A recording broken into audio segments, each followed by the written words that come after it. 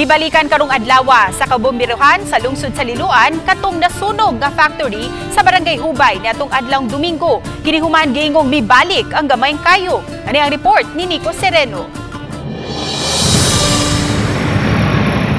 Nagpungasi nga kayo ug baga kaayo nga aso. Kini ang misugat sa kabomberuhan nga miresponde sa dakong sunog sa kompanya sa barangay Hubay, Liloan, Domingo sa hapon. Apektado ang kompanya og mga kemikal nga namaligya og mga car freshener. Gumikan sa substance sa sulod, hilabihan kabaga ang aso nga maoy gikakumbate sa kabomberuhan nga miresponde gikan sa lain-laing lugar.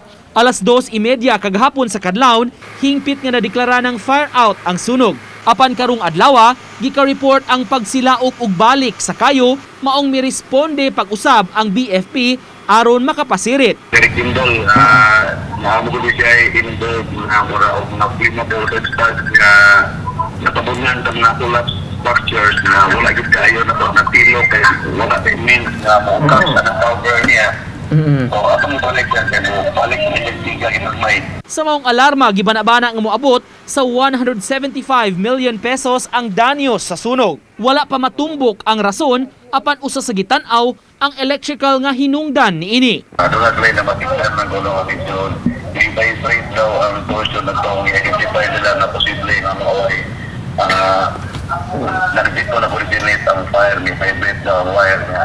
Ilang interpret na medyo doon na arching tingalay kay nagsugod na padungit at transformer padungit itong area. Matud sa hepe tungod sa kadako sa danyos, hayan mangunay sa investigasyon ang kadakuan sa Bureau of Fire. Posibleng ang national headquarters ang mupadayon niini matino gyud unsa ang hinungdan sa maong insidente. Initially siya naman nakita na murag mo dito ulit national tingalay kay murag mo sobra sa laboratory sa region. Confirm pa ang damage sir, initial pa nakita pero ako siya. Uban ni Godfrey Relien, Nico Sereno, Balitang Bisdak.